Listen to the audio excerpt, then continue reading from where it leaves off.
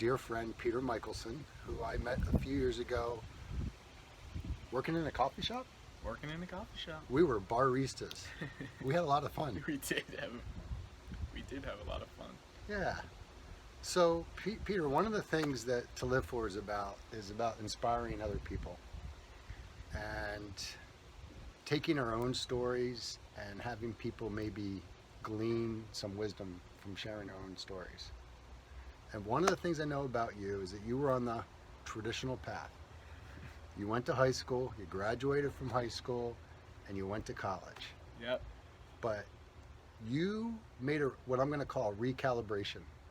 You made a call. You made a life-changing call, a life-changing decision. And that's where I want to pick your story up. All right. So what was that life-changing decision? Well, to say that I was on the traditional track is true. However, I feel as though I was just scraping by. And that was something, that you may not have been able to see from the outside, and I don't think anyone can glimpse that necessarily into other people's lives. But I was slowly losing steam in this traditional path.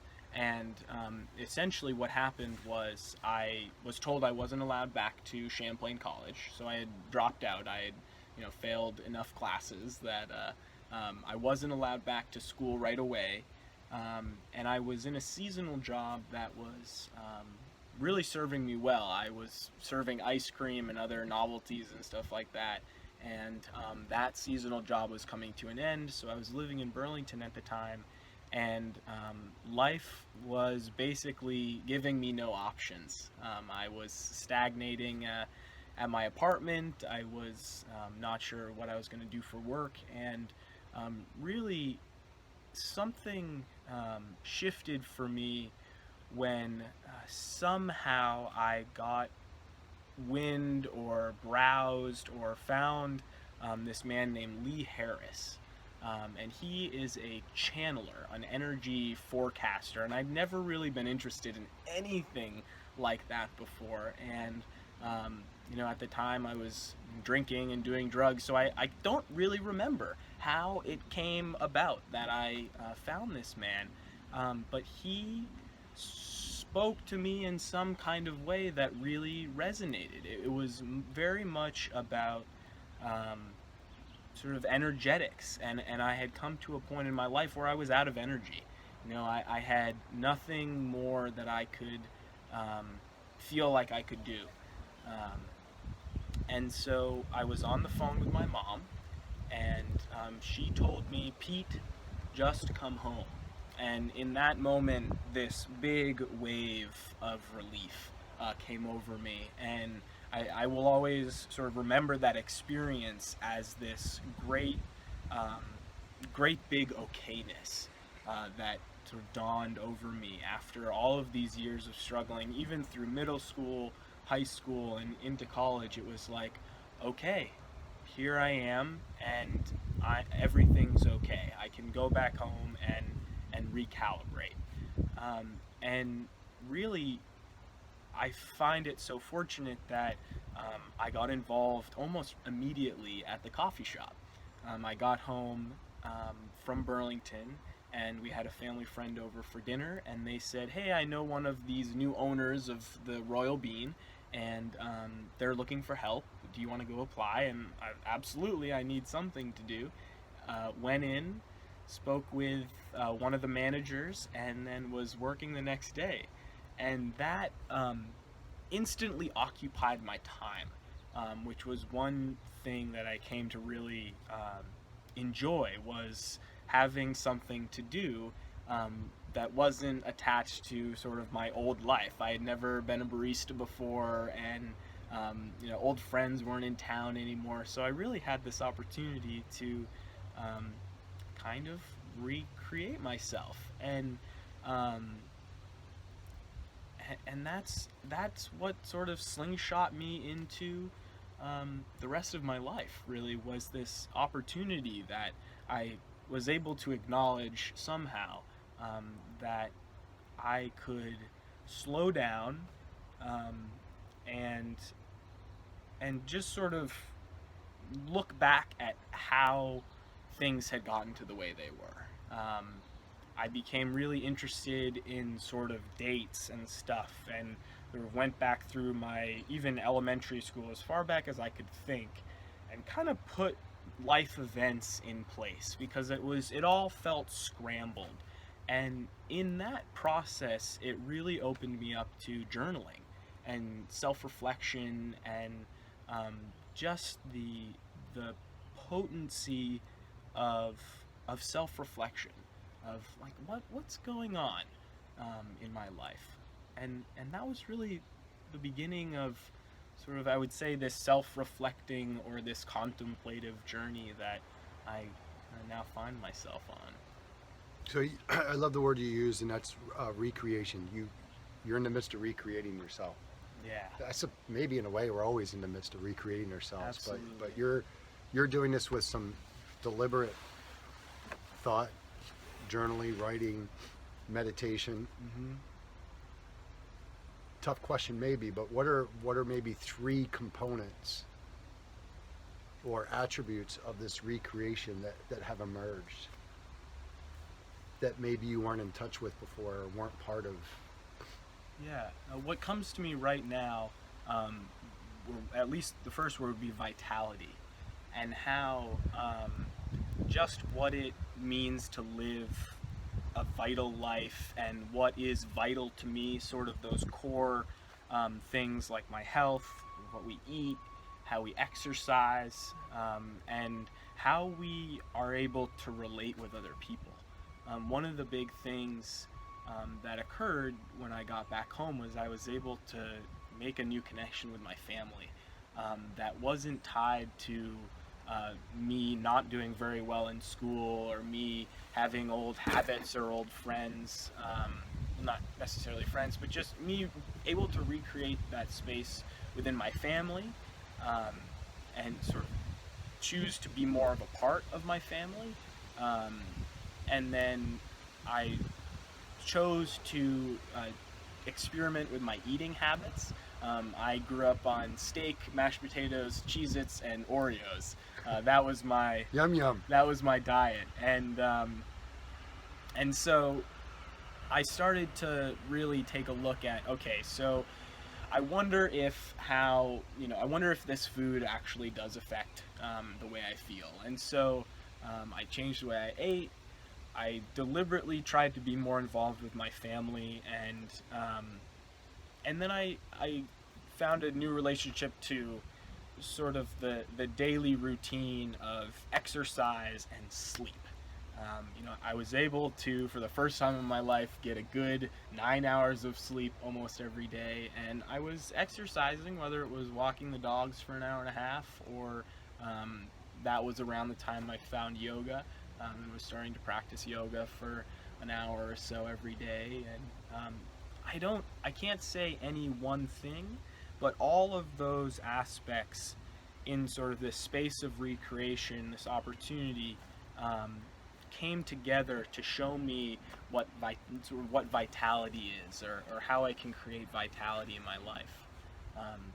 So I would say one word would be vitality, and it would be all of those things. Yeah, and you definitely exude vitality.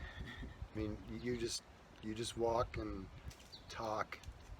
Your actions are full of vitality. So you mentioned yoga. I know yoga's become a significant part of your journey. Yeah. Tell us a little bit more about the yoga. So when I got home, I was doing the different eating stuff, and I was lifting weights and running, and had never entered a gym in my life, and was not totally content with those things. I was doing them because I knew it was good for me. But then some coworkers at the same coffee shop were doing yoga, and they said, you should go try it out. There was a class offered at a local gym in town, and I walked over, and I fell in love the first class that I took. It was challenging.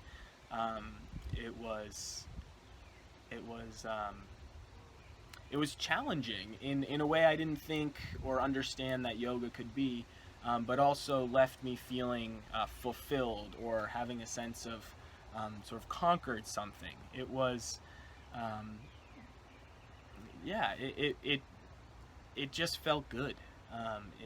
It made sense in my body, and it had me wanting more. And so initially it was going to a particular teacher's class twice a week and making that a routine. And this teacher was also teaching at a studio in Portland.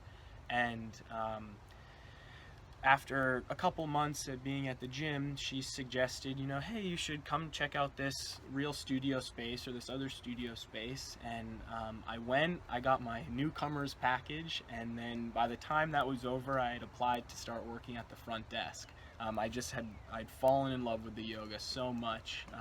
I was seeing really dramatic changes in my physical body. I was getting stronger, I was getting way more flexible, and a lot faster than I thought could change. And so it was just such a compliment to these other things that I was doing in my life. It all made sense because it wasn't a competition. It wasn't trying to it was practice. That's the big word in yoga, is try it out today. And that's what so much of healthy eating or sleeping or relationships is practice. We always can only do our best and can only do so much, but that word leaves space for growth, and so it really just made sense with Practice. Practice leaves space for growth. yes. Love that. Yes. So you're heading on the road here, Yeah. going to Colorado. What's in Colorado? So Besides the Red Rocks. Besides the Red Rocks. So as this sort of journey in yoga unfolded, I didn't actually have the thought to begin with. This first teacher that I had, sort of hinted at, was like, well, would you be interested in doing like a yoga teacher training? And that was the first time I had considered, is this something that I really, love that much? And I hadn't been practicing that long. But I was really interested in the practice and the philosophy and digging my teeth into it. And so suddenly that seed of teaching yoga was planted in me. And before I knew it, I was attending my first week-long teacher training through a particular style of yoga called Baptiste Power Yoga. And then from there, I had still been looking to go back to school and finish my degree, but just wasn't sure what I wanted to do it in. And through a book I had started to read, Ken Wilber's A Brief History of Everything, he mentions the school Naropa University. And Naropa offers a bachelor's degree in traditional Eastern arts with a concentration in yoga teaching. So it's basically a yoga studies degree, and that was it. I was like, okay, I want to get my bachelor's degree. I'm really passionate about this practice, and I want to learn more about the philosophy and the other types of practices that go along with the physical aspect of yoga. So it was, all right, let's do it. And I applied, and then I was on the road to Colorado. I took a year off, which was fine. I loved being in school, but for some financial reasons, some life reasons, it was a good choice. And now I'm headed back to school to finish up. Do you have 2 more years? 1 more year? 3 semesters, so a year and a half. Cool.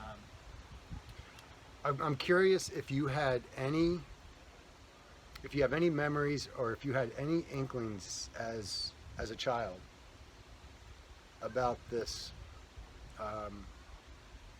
way to connect with the universe. Did you feel any kind of pull as a child to be still and to be in nature and to take those long walks? Or would you say this is all a recent development? When I was very young, I I was very interested in church. My mom was a big part of the church, and I don't really have specific memories, but people have told me um, that I was very sort of interested in that loving kindness aspect as a child in a very innocent way. Um, but when what I do remember is when my grandfather passed away, um, and I had a big argument with God. You know, I had become really, really frustrated that this could all happen, and ever since then, it was like fourth grade or third grade. Um, my relationship to this sort of contemplation or self-reflection was really negative. It was very this greater power is against me. It's a struggle to move in this world, and it's kind of a scary place to be.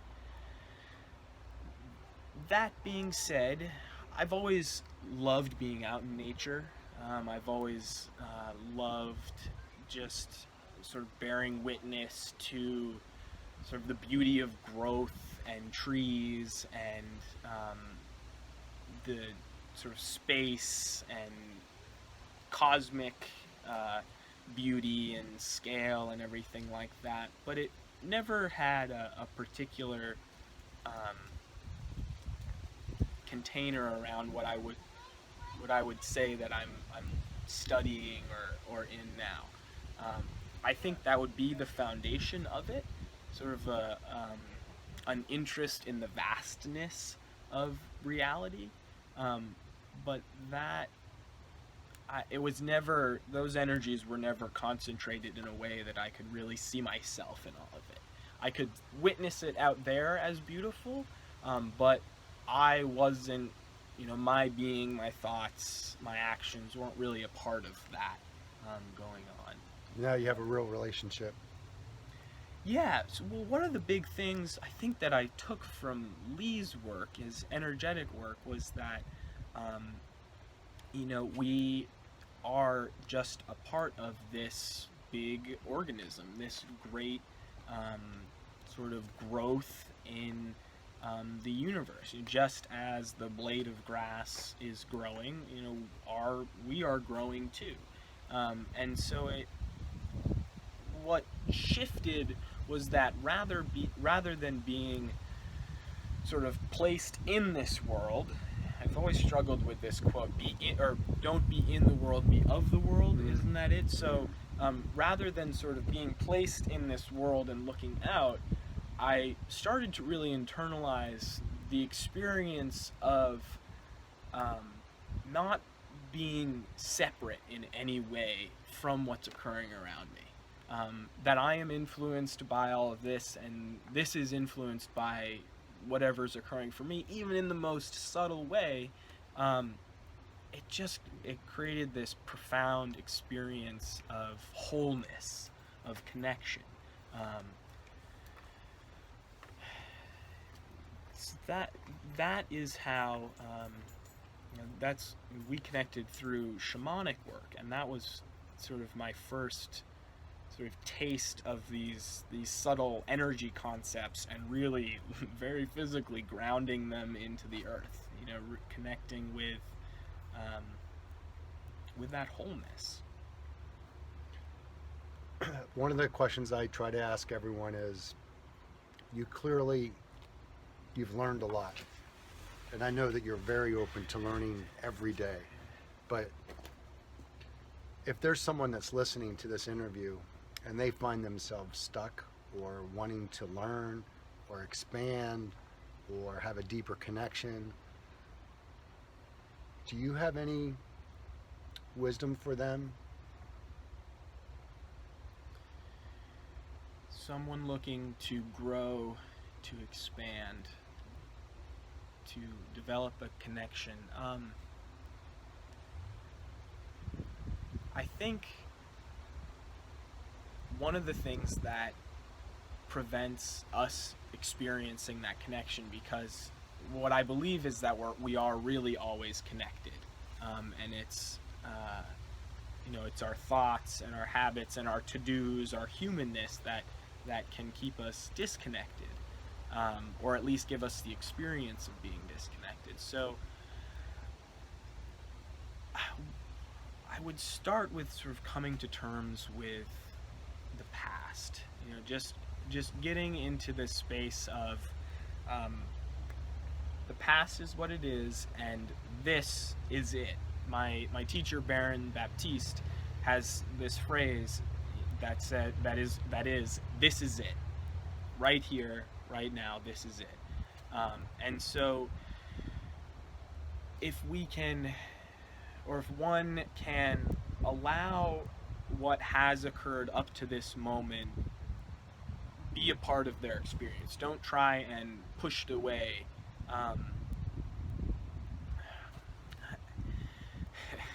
So, to put it simply, it would be to take some time for self-reflection every day.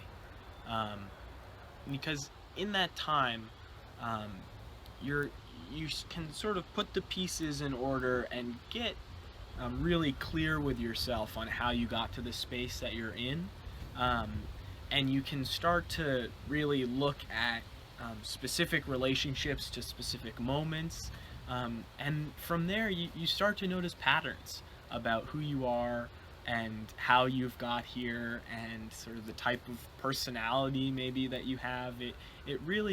It's that time for self-reflection it's an opportunity to really look at yourself in the mirror, as a metaphor.